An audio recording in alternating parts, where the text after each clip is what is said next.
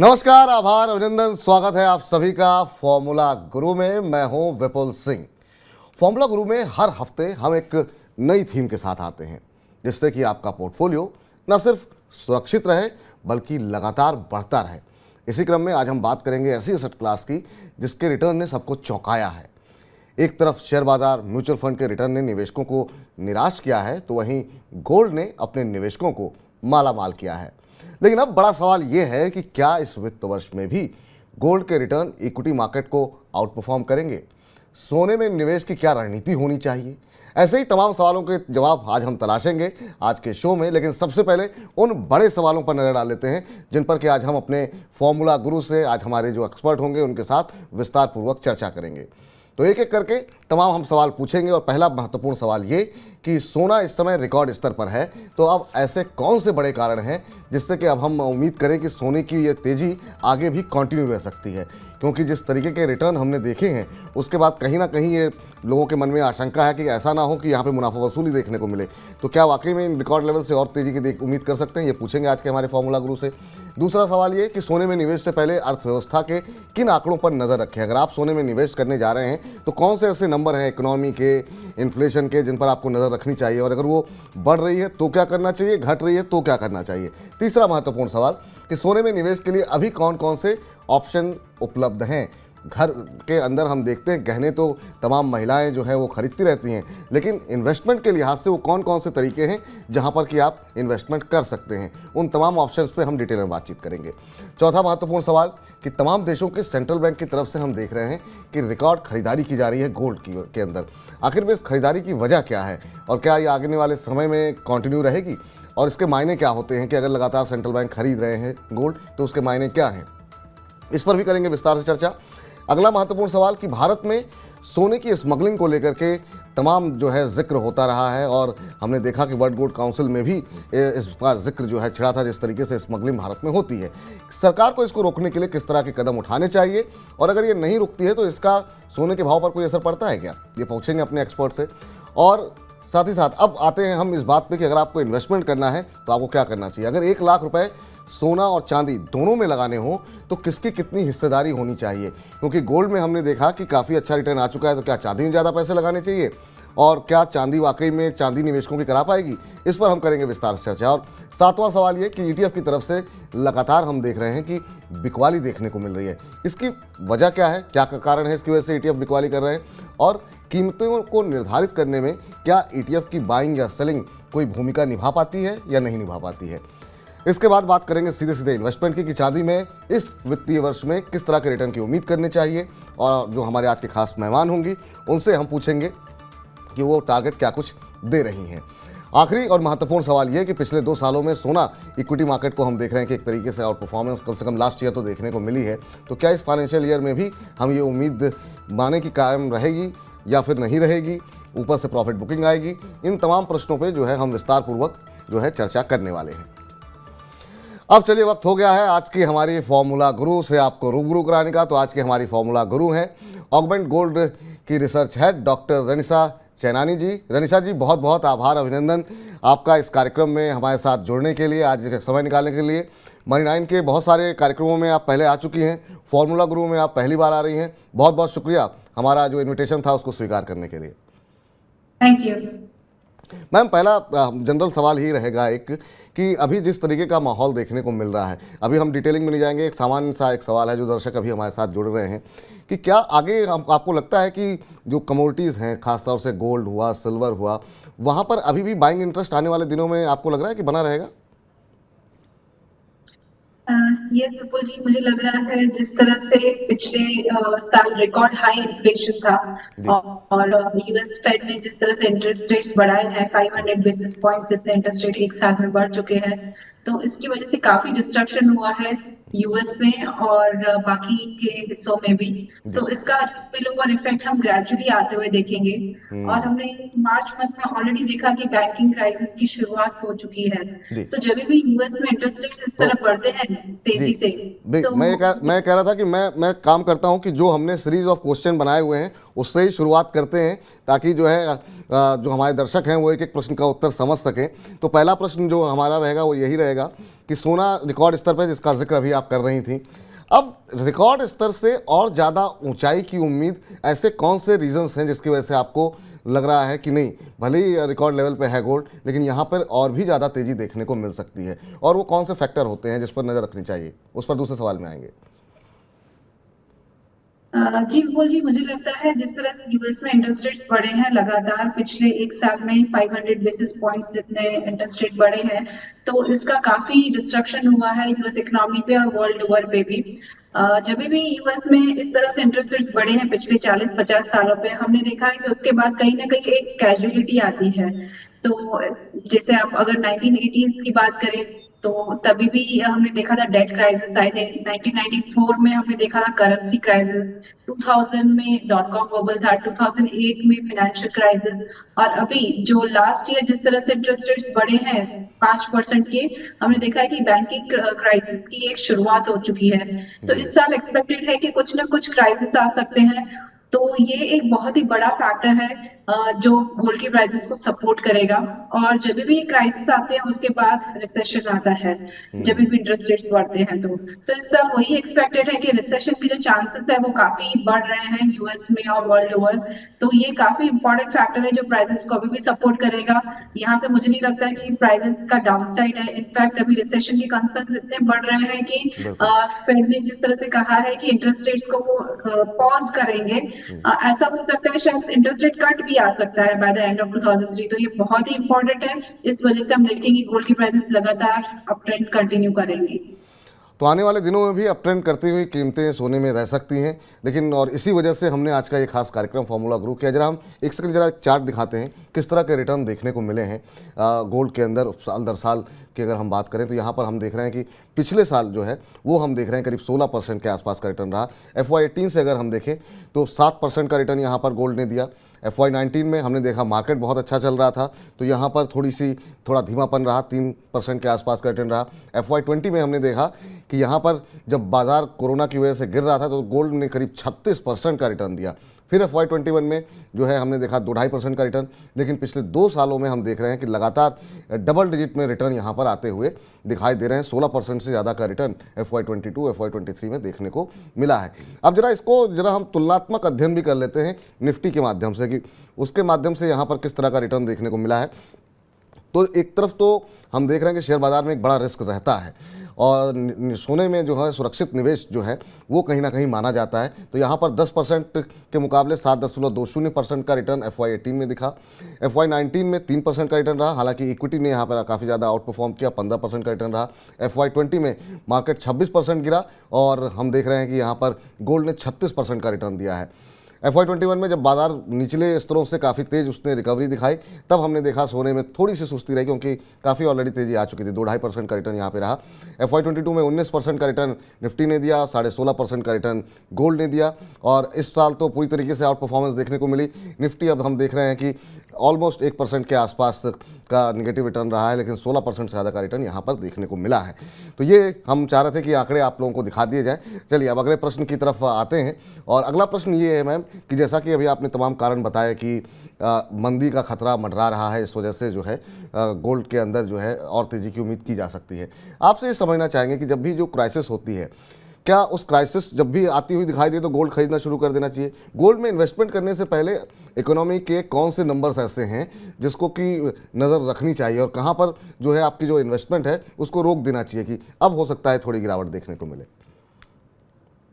जी, आपने जिस तरह से बताया कि गोल्ड ने काफी आउट परफॉर्म किया है दूसरे एसेट क्लासेस से। आप पिछले 20-25 साल का भी एवरेज देखेंगे तो हमने हर साल एवरेज 12% का CAGR रिटर्न गोल्ड में आते हुए देखा है इंडियन प्राइसेस में। तो लगातार उसमें आप एक तरह से बाइंग करते रहेंगे हर महीने, तो वो एक बेटर मेथड होता है, उस बारे में बाद में बात करूंगी।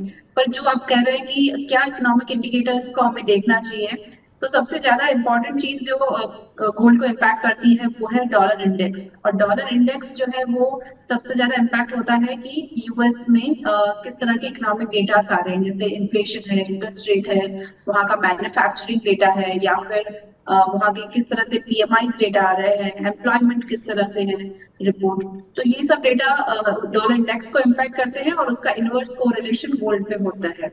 तो डॉलर इंडेक्स हम लगातार देख रहे हैं कि पिछले 3-4 महीने से गिर रहा है। एक लेवल था 114 का, वो टच करके अभी 102 के आसपास आ चुका है। इस वजह से हमने गोल्ड की प्राइसेस में तेजी देखी है। और जो इकोनॉमिक डेटास हैं, manufacturing data, PMI data, employment data, वो लगातार पिछले 5-6 महीने से खराब आ रहे हैं। दैट आर बिलो 50 नंबर्स, जो एक खराब नंबर कहा जाता है।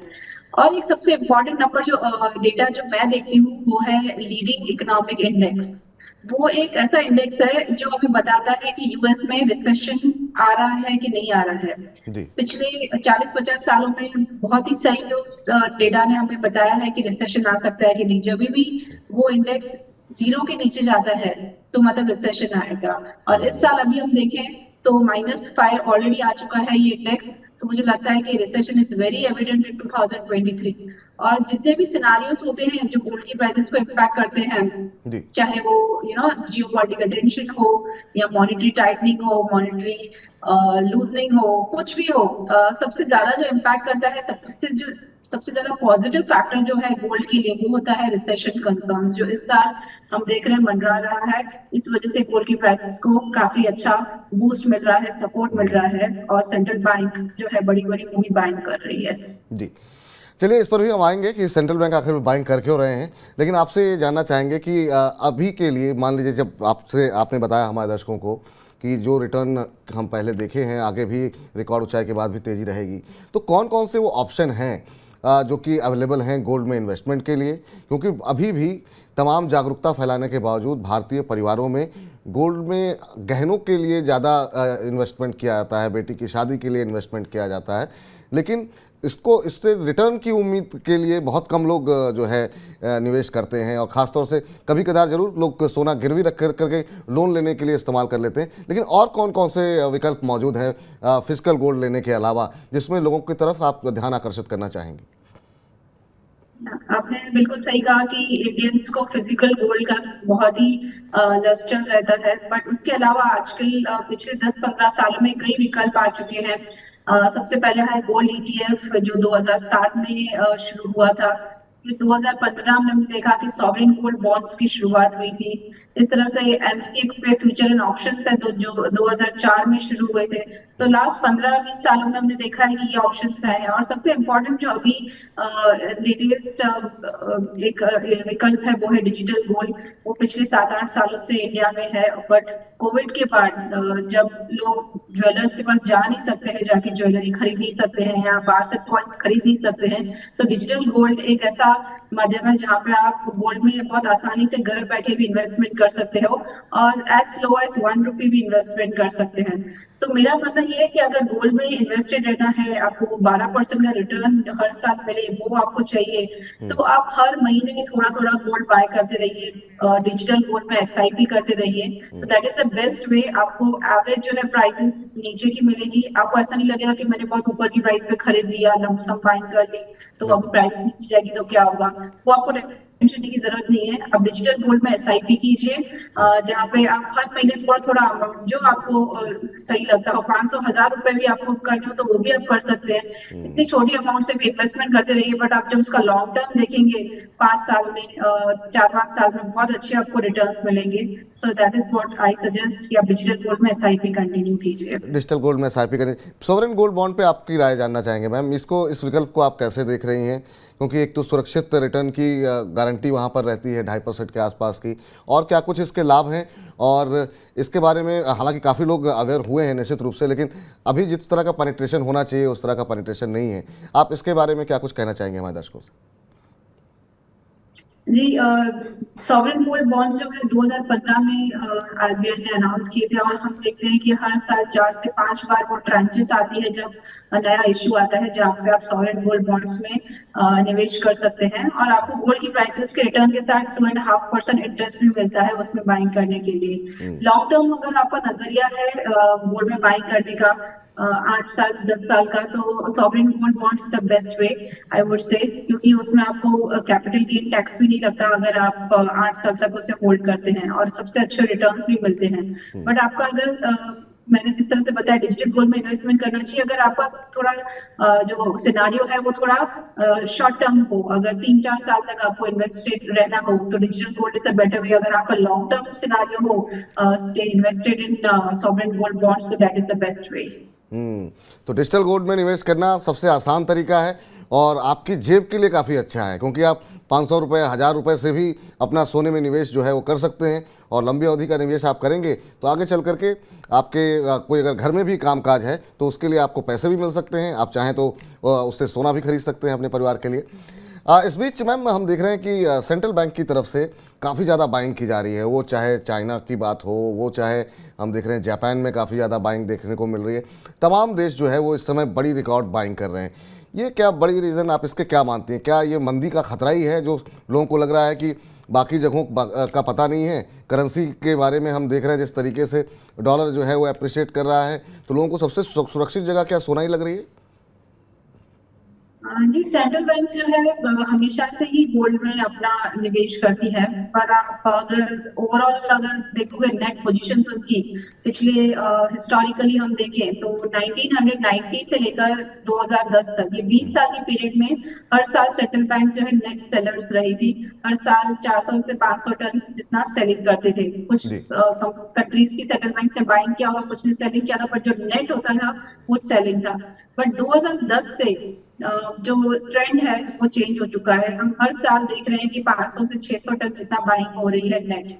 तो पिछले साल जिस तरह से रिकॉर्ड हाई इन्फ्लेशन था, जो किसी ने एक्सपेक्ट नहीं किया था, तो इस वजह से लास्ट ईयर हमने देखा सेंट्रल बैंक्स ने रिकॉर्ड बाइंग की गोल्ड में। 1136 टन जितना गोल्ड बाय किया था ओवरऑल सारे वर्ल्ड के सेंट्रल बैंक्स ने मिलकर, ये रिकॉर्ड लेवल था।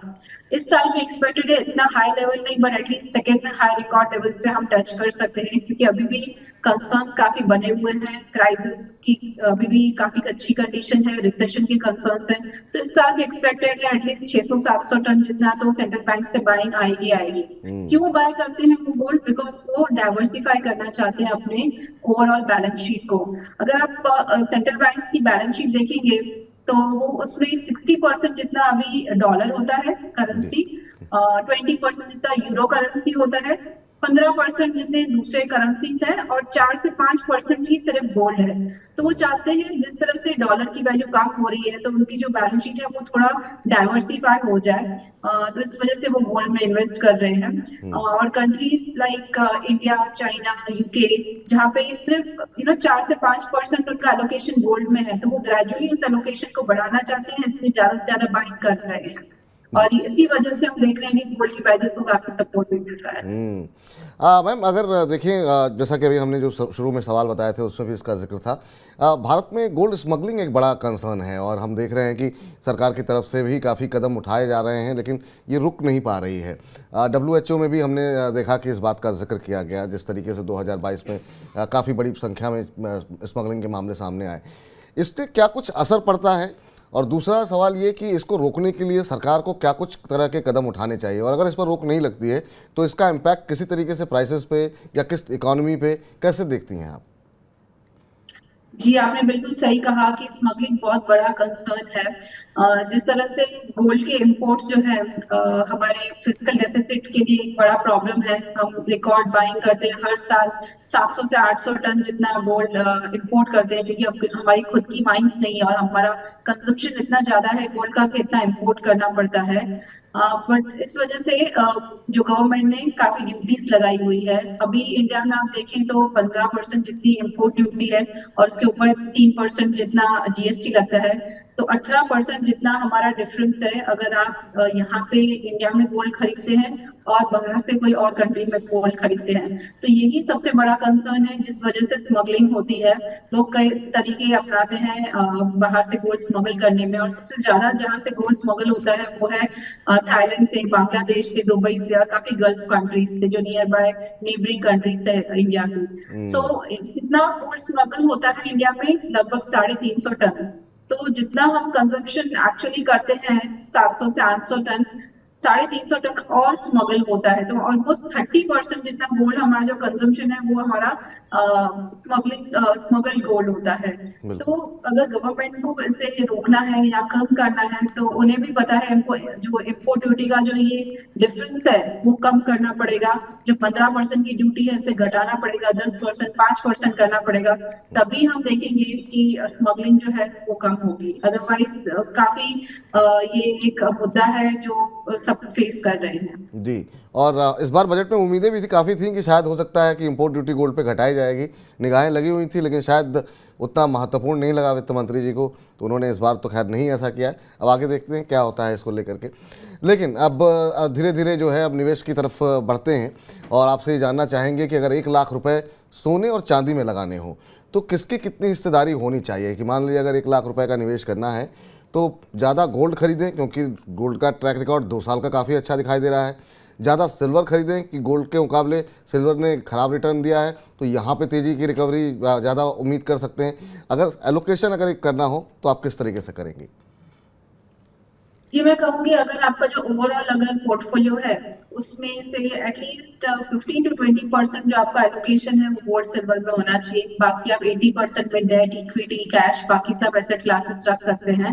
पर एटलीस्ट 15 टू 20% गोल्ड सिल्वर को दीजिए, बिकॉज लगातार जिस तरह से मैंने कहा गोल्ड ने 12% का सीआरजीआर रिटर्न दिया है, इवन सिल्वर ने भी 10% का सीएजीआर रिटर्न दिया है पिछले 20-25 सालों में। तो ये दोनों ऐसे एसेट क्लास है जहां पे आपको रिस्क भी इतनी नहीं है पर रिटर्न्स भी अच्छे मिल रहे हैं, तो आप सेफ रहते हैं। एक सेफ हेवन जो आपका रहता है वो गोल्ड सिल्वर में रहता है, और इसका इनवर्स कोरिलेशन भी रहता है इक्विटी मार्केट से। अगर गोल्ड एंड सिल्वर के बीच एलोकेशन करना हो तो आई वुड से 50-50 एलोकेशन करना चाहिए, 50% गोल्ड में, 50% सिल्वर में।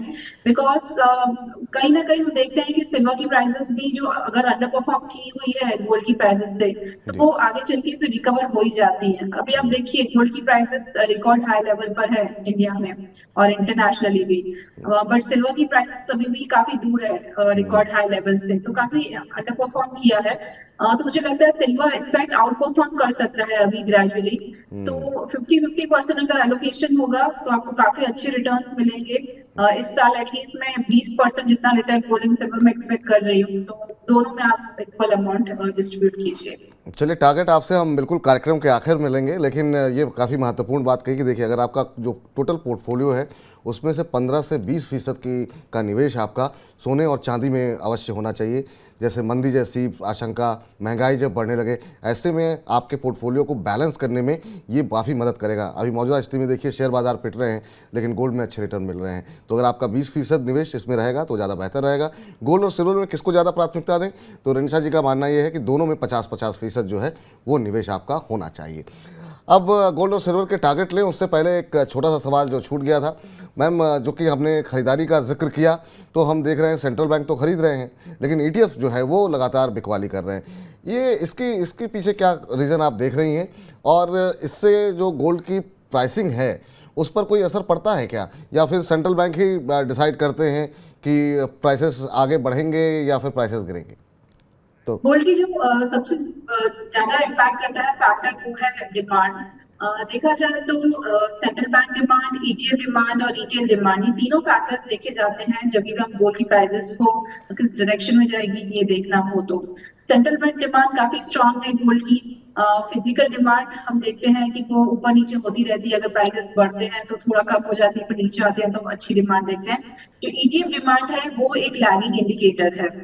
हम देखते हैं कि ईटीएफ बायर्स जो होते हैं वो प्राइजेस को तब बाय करते हैं, गोल्ड में तब बाइंग करते हैं जब उनको लगता है कि प्राइजेस स्टेबल हो चुकी है, अब यहाँ से गिरने नहीं वाली है। तो हमने देखा है कि एक रैली आ चुकी है गोल्ड में $2000 इंटरनेशनली और यहाँ पे 60,000 की लेवल।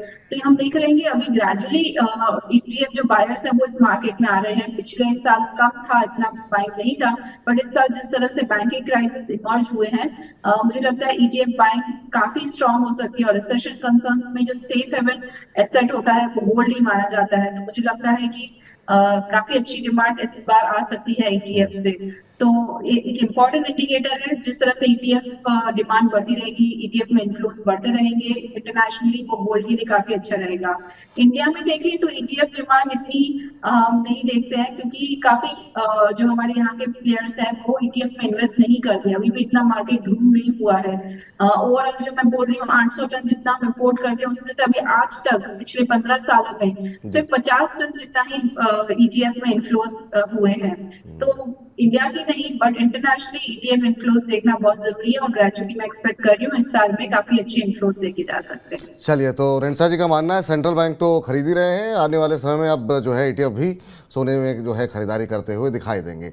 अब आखिरी के दो प्रश्न हैं जिसके इंतजार के लिए जो तमाम हमारे दर्शक हैं वो कार्यक्रम देखते हैं। तो अब महत्वपूर्ण प्रश्न, आप क्योंकि लोग ज़्यादा रिसर्च करने से ज़्यादा उनका फोकस रहता है कि क्या लक्ष्य रहेगा, तो सबसे पहले चांदी का जिक्र कर लेते हैं। इस फाइनेंशियल ईयर में मैम किस तरह के रिटर्न की उम्मीद आप कर रही हैं, क्यों कर रही हैं, लक्ष्य क्या देख रही हैं, चांदी में पैसे लगाने चाहिए कि नहीं लगाने चाहिए, ईयर एंड पे क्या कुछ टारगेट देख रही हैं आप? मुझे लगता है कि चांदी ने अंडर परफॉर्म किया है गोल्ड को, बट ग्रेजुअली जो इंडस्ट्रियल सेक्टर से डिमांड है काफी स्ट्रांग है चांदी की। 5G टेक्नोलॉजी में, सोलर एनर्जी में और इलेक्ट्रिक व्हीकल्स में जिस तरह से चांदी का यूसेज हो रहा है, और ये जो दोनों के दोनों सेक्टर्स है बहुत ही ग्रूमिंग है, बहुत ही अपकमिंग है, यहाँ पे काफी अच्छी स्ट्रांग डिमांड आ सकती है चांदी की। तो मुझे लगता है जिस तरह से ये इंडस्ट्रियल डिमांड है वो तो है ही है अच्छी, इन्वेस्टमेंट डिमांड भी काफी स्ट्रांग है चांदी की। तो ये प्राइसेस को मुझे लगता है कि एक इंडिया में नया रिकॉर्ड हाई लेवल्स पे लेके जा सकती है। मैं एक्सपेक्ट कर रही हूँ चांदी में जो $25 है इंटरनेशनली, वो अगर क्लियर होता है तो $30 का लेवल देखा जा सकता है। इंडियन प्राइसेस में आप देखेंगे तो वो लेवल होगा 75,000 को हम क्लियर करते हैं, तो नेक्स्ट टारगेट जो है मेरा 88 to 90,000 का टारगेट है इस फाइनेंशियल ईयर में। मुझे लगता है जिस तरह से कंसर्न्स बने हुए हैं और रिसेशन के, डिमांड स्ट्रांग है, चांदी $30 की लेवल जरूर टच करेगी, और इंडियन प्राइसेस में हम 88 to 90,000 तक की लेवल देख सकते हैं। चलो, काफ़ी अच्छे रिटर्न की उम्मीद रेणुसा जी यहाँ पर जता रही हैं। चांदी के अंदर 20% के आसपास का रिटर्न आपको मिल सकता है। अंतर्राष्ट्रीय भाव $30 और भारतीय जो बाजार में जो हमारे दर्शक जो देख रहे हैं उनको 88 से 90 हज़ार तक के टारगेट यहाँ पर देखने को मिल सकते हैं। तो ये तो रही कि चांदी की बात, जहाँ पर निवेशकों की चांदी हो सकती है। अब बात सोने की कर लेते हैं। सोने ने जिस तरीके का रिटर्न दिया है पिछले 2 सालों में, इक्विटी मार्केट को हम देख रहे हैं लास्ट ईयर बहुत ज़बरदस्त तरीके से आउट परफॉर्म किया। अब इस फाइनेंशियल ईयर से मैम क्या कुछ टारगेट आप देख रही हैं, कितने % की रिटर्न की हम उम्मीद करें? यहाँ पर भी क्या चांदी की तर्ज पर ही 20% के आसपास की रिटर्न करें की उम्मीद करें, या फिर आपको लग रहा है कि नहीं काफ़ी रैली आ गई है, थोड़ा कम हो सकता है? हम अगर हिस्टोरिकली देखें तो जब भी रिसेशन आता है या क्राइसिस आते हैं, गोल्ड ने लगभग 15% से 50% का रिटर्न दिया है पिछले 40-50 सालों में, और एवरेज जो रिटर्न है वो 15-20% तो रहता ही रहता है। तो मुझे लगता है इस साल ऑलरेडी प्राइसेस जो है 10% आप देखेंगे 2023 में तो बढ़ चुकी है। 55,000 से हमने ये साल स्टार्ट किया था, अभी 60,000 के आसपास है, बट अभी भी काफी जगह बाकी है। मुझे 2 सिनारियोस लग रहे हैं, एक है बेस केस सिनारियो, दूसरा है bull case scenario. Base case scenario क्या है कि जो अभी कंडीशंस है कि कोई क्राइसिस अभी स्टार्ट हुए थे पर अभी थोड़ा पॉज हो चुका है, यूएस में इंटरेस्ट रेट जो है वो अभी बढ़ेंगे नहीं, यहाँ पे पॉज रहेंगे, और रिसेशन के कंसर्न्स जो है वो अभी इतने नहीं है। तो अगर यही सिनारियो पूरे साल कंटिन्यू रहता है तो ये बेस केस सिनारियो रहेगा। तो यहाँ पे मुझे लगता है प्राइसेस जो है $2,100 के आसपास टॉप आउट करेंगे, और इंडियन करेंसी आप इंडियन प्राइसेस में देखेंगे तो अराउंड 63,000 के आसपास मुझे लग रहा है कि हम ये लेवल्स देख सकते हैं, अगर ये सेम टू सेम सिनारियो रहा तो। दूसरा सिनारियो है बुल केस सिनारियो, जहां पे मुझे लगता है कि जो मैं रिसेशन एक्सपेक्ट कर रही हूँ, डीप रिसेशन आ जाए, अगर दूसरा फेड जो है इंटरेस्ट रेट्स को कट करने लगे, ग्रोथ के काफी कंसर्न्स बने रहे, तो ये जो सिनारियो आएगा बुल केस सिनारियो, ये काफी बुलिश रहेगा गोल्ड के लिए। तब मैं एक्सपेक्ट कर रही हूँ कि प्राइसेस जो है यहाँ से 20% और बढ़ सकती है। तो जो अभी $2,000 के आसपास है तो वो $2,400 भी टच हो सकती है, और इंडियन प्राइसेस में देखें जो 60,000 है तो उसका हम 70,000 से 72,000 तक भी जाते हुए देख सकते हैं, अगर ये बुल केस सिनारियो इमर्ज हुआ तो। ये हमें देखना पड़ेगा नेक्स्ट 2-3 महीनों में किस तरह से ट्रेंड रहता है, किस तरह की इकोनॉमिक सिचुएशन रहती रहती है, किस तरह से यूएस फेड हमें निराशा जनक देता है कि हमें खुश करता है अपने डिसीजन मेकिंग से। इट ऑल डिपेंड्स किस तरह से इकोनॉमिक सिनेरियो रहता है यूएस में। चलिए, बहुत अच्छी बात है। और जरा इस बीच जरा एक बार स्क्रीन पे, फुल स्क्रीन पे हम चाहेंगे कि दोनों सोने और चांदी के जो लक्ष्य दिए गए हैं वो एक बार फटाफट जो है दोहरा दिए जाएं। तो सोने में खास तौर से इस बात का जिक्र किया गया कि डिपेंड करता है परिस्थितियों के ऊपर, अगले 2-3 महीनों में परिस्थितियां कैसी रहती हैं। अगर परिस्थितियां और ख़राब होती हैं, अर्थव्यवस्थाएं और गड़बड़ करती हैं, तो वहाँ पर हम देख रहे हैं कि 70,000 तक के स्तर देखने को मिल सकते हैं। लेकिन अगर मौजूदा स्थिति रहती है तो भी यहाँ पर हम देख रहे हैं कि 63,000 रुपये तक के लक्ष्य इस वित्तीय वर्ष के अंत तक देख रही हैं निशा चिनानी जी। इसके अलावा चांदी की बात करें तो चांदी में भी जो है अच्छे खासे रिटर्न की उम्मीद की जा रही है। 2 साल से चांदी जो है वो सोने के मुकाबले अंडर परफॉर्म कर रहा है, लेकिन यहाँ पर जो है अच्छी रिकवरी आ सकती है और चांदी में 20 से 25% तक का रिटर्न देखा जा सकता है। और इस फाइनेंशियल ईयर के अंत तक 85,000 से 90,000 रुपये तक के लक्ष्य की उम्मीद की जा सकती है। तो अगर आप निवेश कर रहे हैं तो अपने पोर्टफोलियो में 20% गोल्ड और सिल्वर अवश्य रखें, और अगर डिस्ट्रीब्यूट करना हो तो 50-50 हिस्सा जो है गोल्ड और सिल्वर दोनों में निवेश करके रखे रहिए। रेणुसा जी, बहुत बहुत शुक्रिया, बहुत बहुत धन्यवाद, बहुत बहुत आभार, अभिनंदन हमारा ये निमंत्रण स्वीकार करने के लिए। उम्मीद करते हैं कि आगे भी आप हमारे इस कार्यक्रम में आती रहेंगी और समय समय पर हमारे दर्शकों का ज्ञानवर्धन करती रहेंगी। Thank you. बहुत बहुत शुक्रिया। तो फिलहाल फॉर्मूला गुरु को समेटने का वक्त हो गया है। अगले हफ्ते आएंगे तो फिर किसी और विषय पर बातचीत करेंगे, इक्विटी मार्केट पे बातचीत कर लेंगे, म्यूचुअल फंड पे बातचीत कर लेंगे। उद्देश्य हमारा ये होता है कि आपकी जेब सुरक्षित रहे, आपका इन्वेस्टमेंट बढ़ता रहे और साथ साथ आपकी समझ भी बढ़ती रहे, क्योंकि समझ है तो सहज है। बने रहिए मनी9 के लिए। मनी9 के साथ फिलहाल के लिए नमस्कार।